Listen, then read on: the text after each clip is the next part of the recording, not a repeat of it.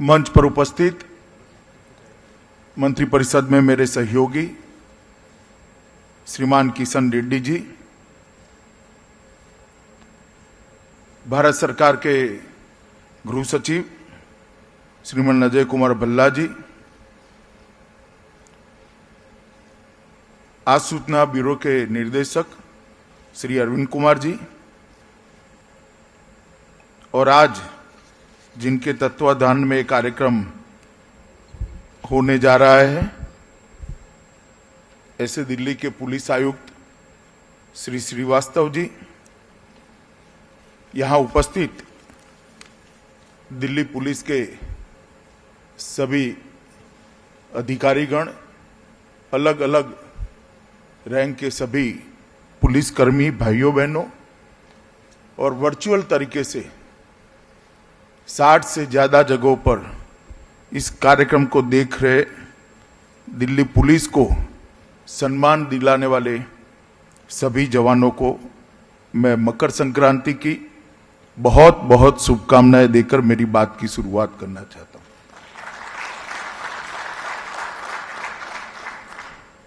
मित्रों, मैं दिल्ली पुलिस के 73वें स्थापना दिन की परेड में आया था फरवरी 2020 में, और उस वक्त वैसे ही मैंने तो कहा था, मैं ज्योतिषी नहीं हूं, कि समाज के हर दिक्कत की घड़ी में, हर मुश्किल की घड़ी में पुलिस ने समाज के साथ कंधे से कंधा मिलाकर कठिनाइयों का सामना करना चाहिए। और आज लगभग 1 साल होने को आया है, पीछे मुड़कर देखते हैं तो कोरोना काल में दिल्ली पुलिस ने यह बात को बिल्कुल चरितार्थ कर जनता का विश्वास जीत कर दिखाया।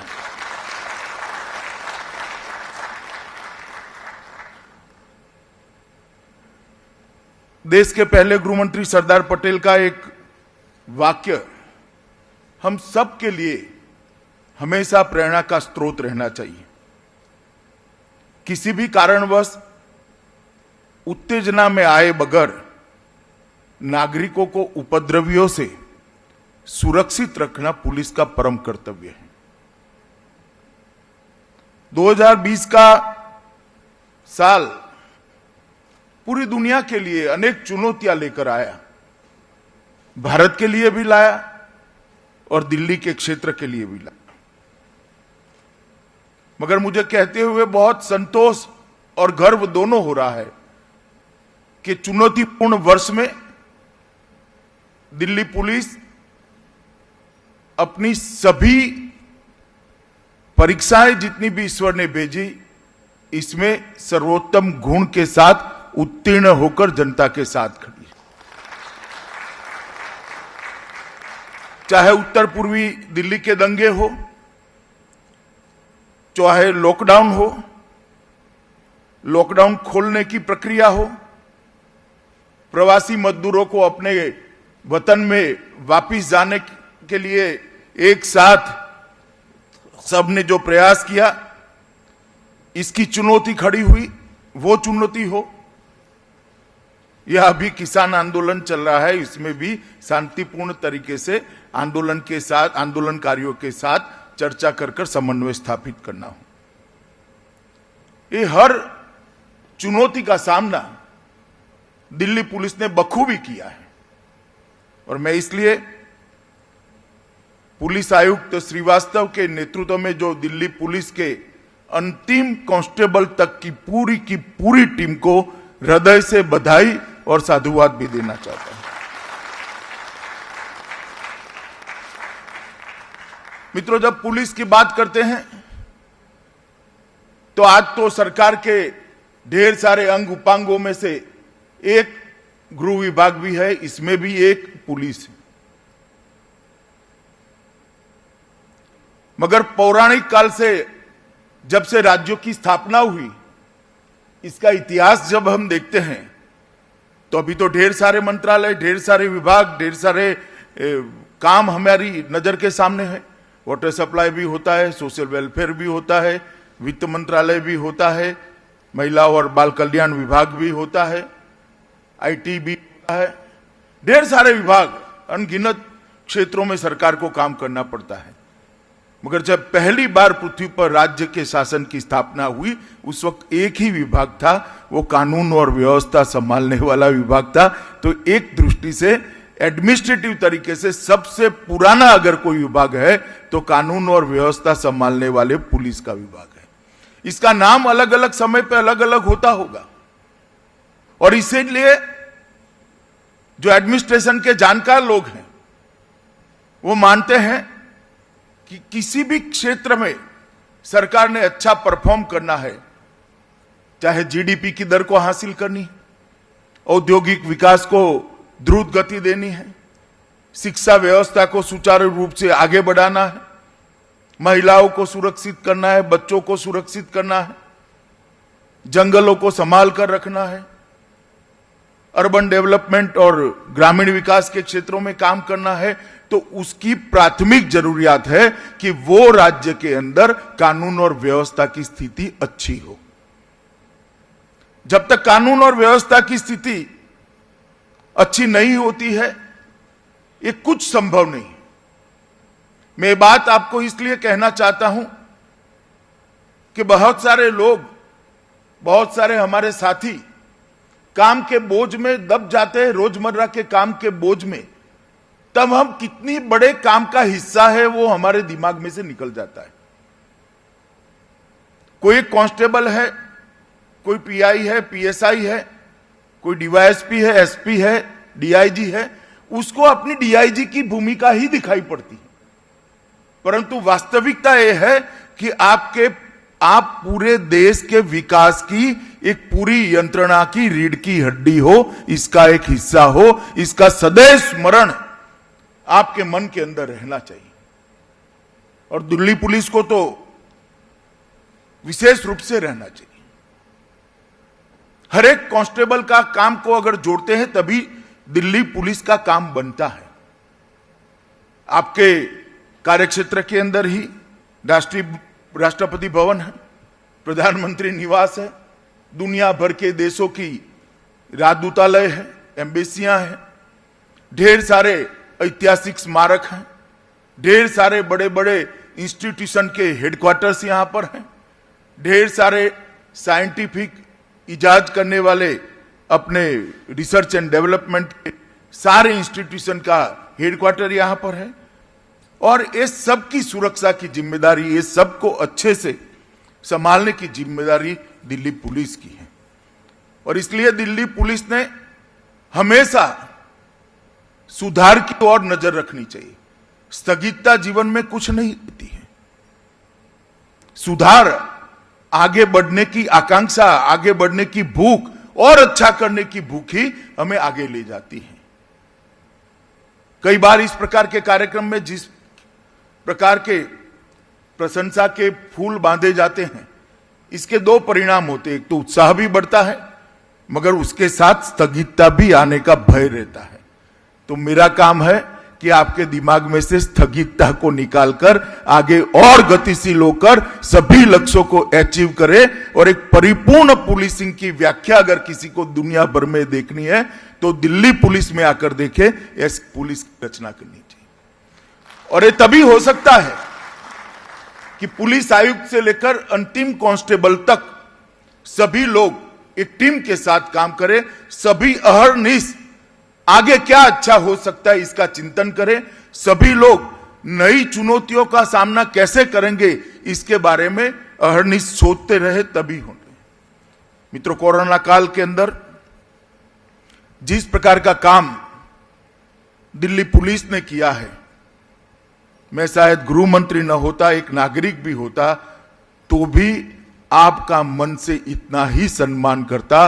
और आज क्योंकि मैं गृह मंत्री हूं, बहुत गौरव के साथ आपको सम्मानित करना चाहता हूं कि आपने बहुत अच्छा काम। इतने बड़े चुनौती के काल में लगभग 7,667 8,000 के आसपास हमारे कर्मचारी खुद कोरोना ग्रसित हो गए।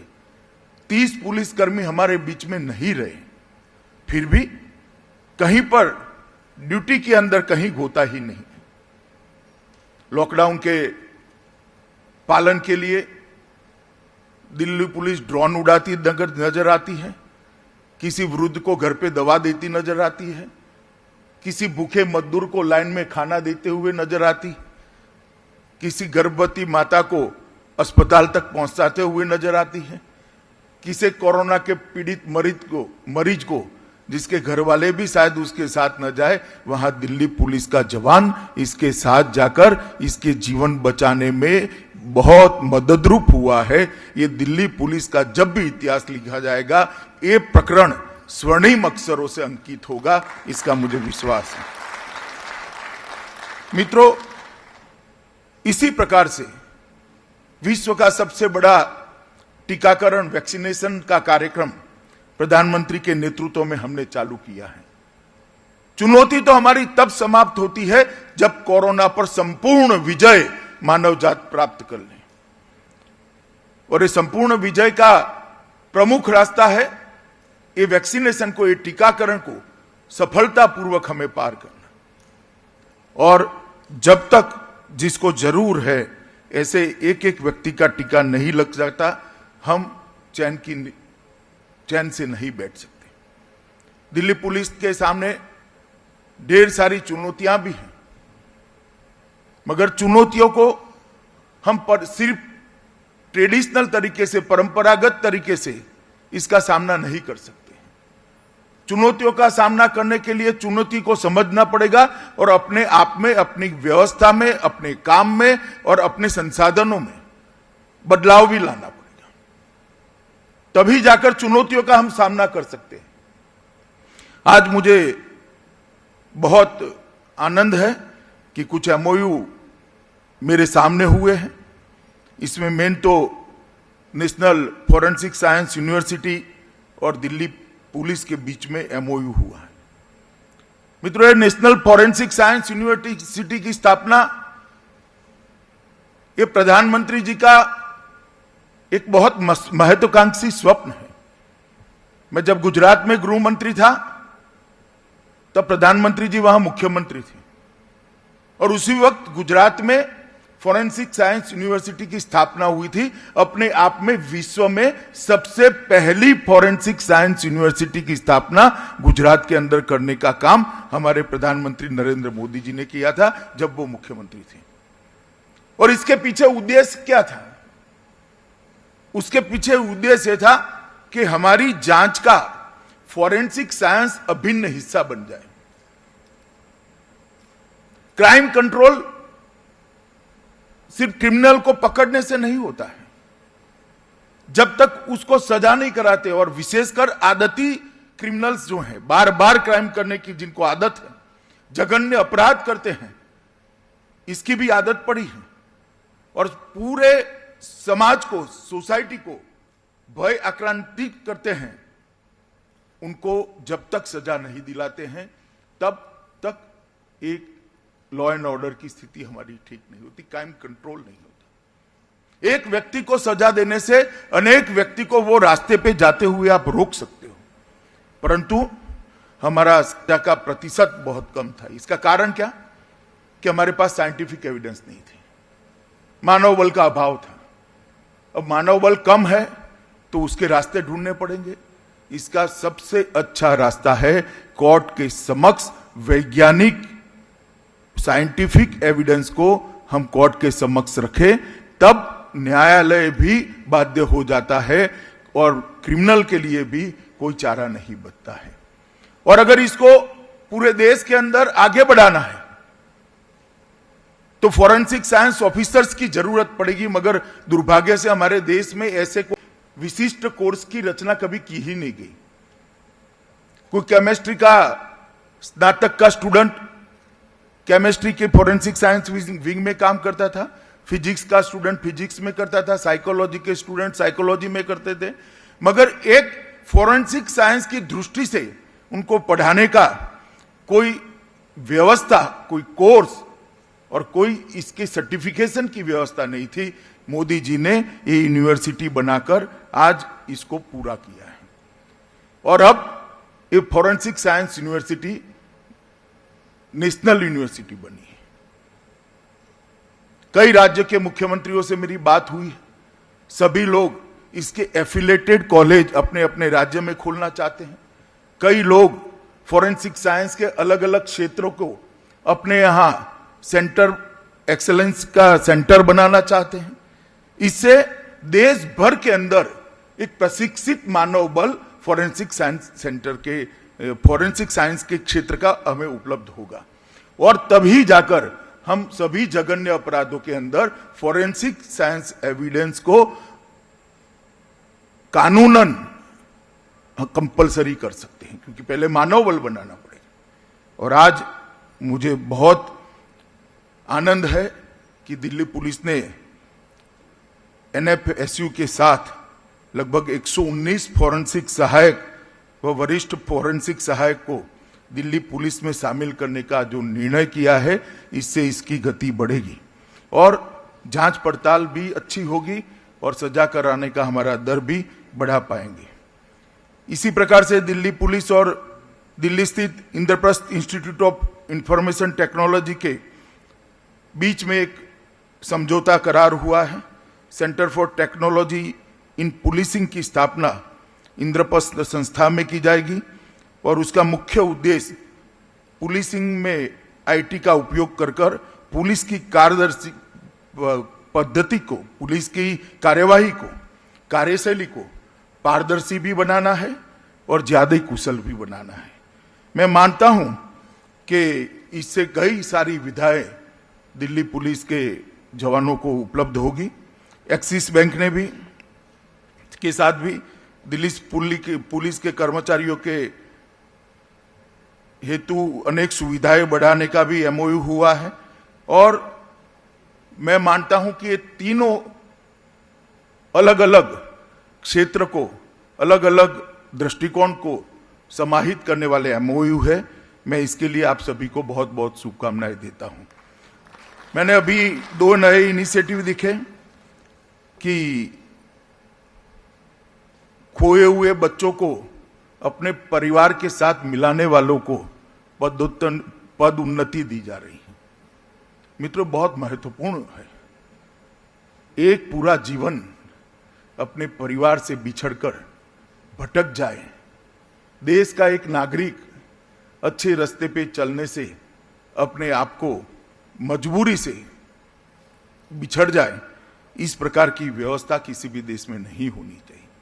और मैं दिल्ली पुलिस को बधाई देना चाहता हूं कि इन्होंने जो शुरुआत करी है वो शुरुआत निश्चित रूप से कई लोगों को प्रेरणा देगी।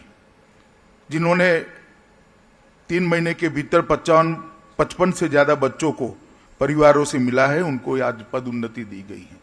कई सारे अच्छे लॉ एंड ऑर्डर की दृष्टि से, क्राइम कंट्रोल की दृष्टि से देने वाले लोगों को, काम करने वाले लोगों को भी आज प्रमोशन दिया गया है।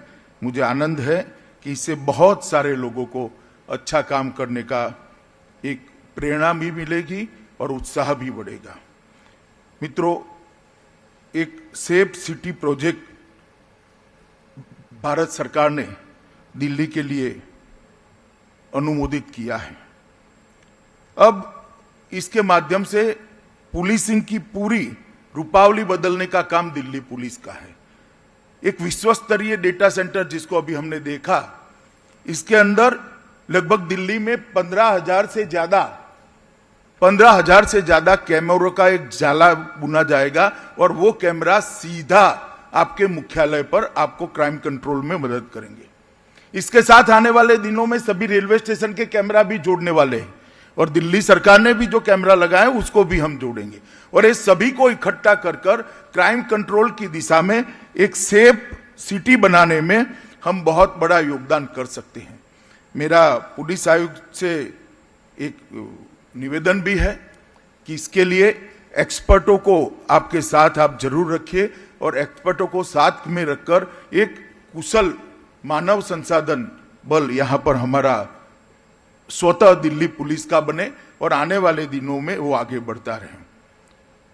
ERSS 112 का प्रधानमंत्री का जो निर्देश है पूरे देश के पुलिस बल को, उसको दिल्ली पुलिस ने बहुत अच्छे तरीके से कार्यान्वित किया है। लगभग रोज 6 लाख कॉल आती है और PCR भेजकर अब तक 722 से ज्यादा अपराधियों को पकड़ा गया है और ERSS का एवरेज रिस्पांस टाइम 6.27 मिनट है। वो देश में सबसे कम है। वो मेरे लिए बहुत आनंद का विषय।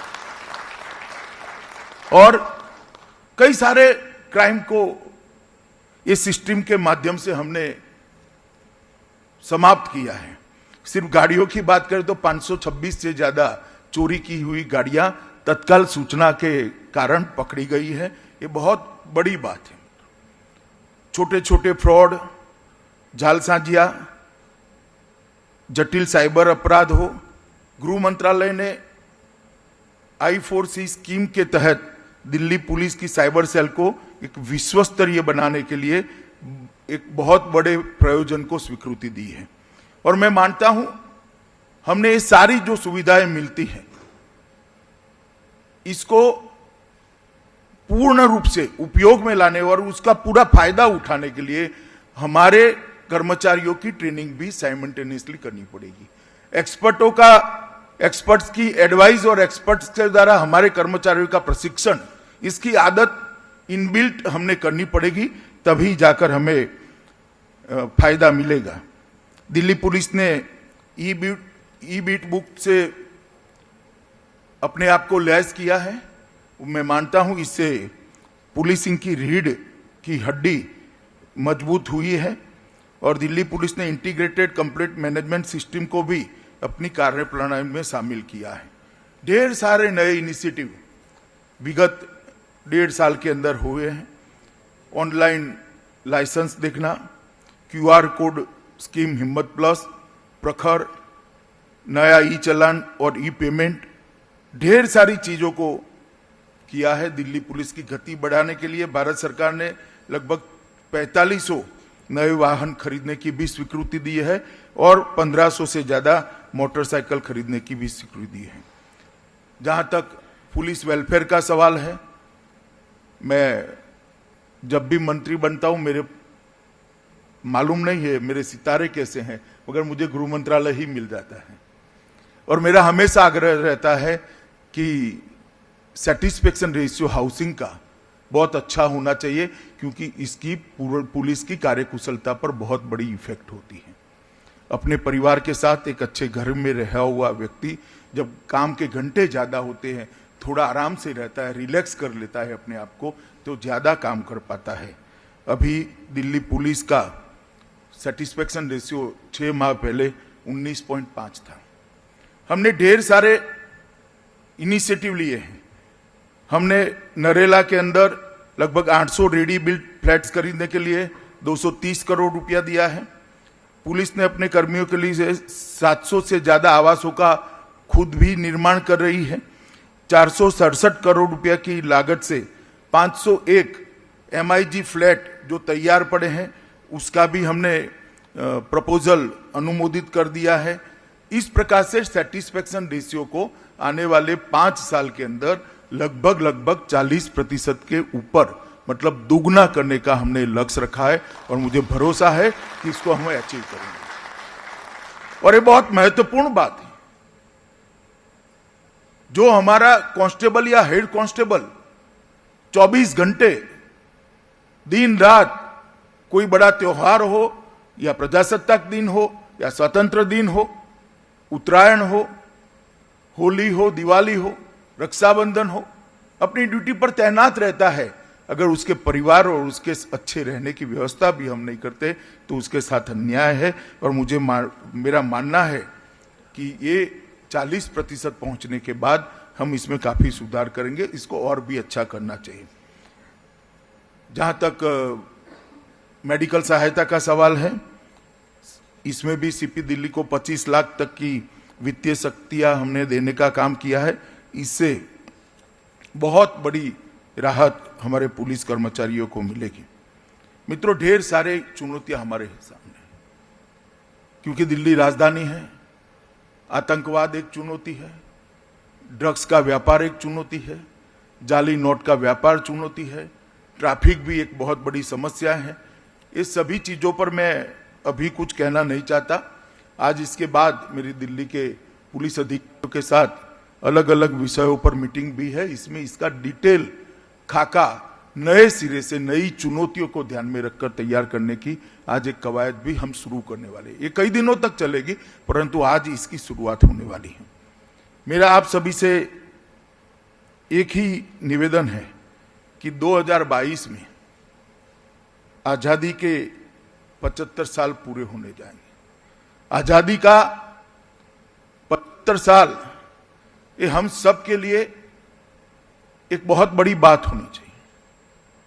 और दिल्ली पुलिस के हर थाने ने अपने लक्ष्य तय करने चाहिए कि 2022 में हमारे थाने के अंदर कितने कितने बिंदुओं में क्या क्या सुधार करेंगे। इसी तरह से हर डीवाईएसपी ने भी अपने कार्य क्षेत्र के अंदर लक्ष्य सिद्ध करने चाहिए। डीवाईएसपी से मेरा मतलब व्यक्ति से नहीं है, ये तो बदलते रहते हैं, मगर इंस्टीट्यूशन से, ऑफिस से है।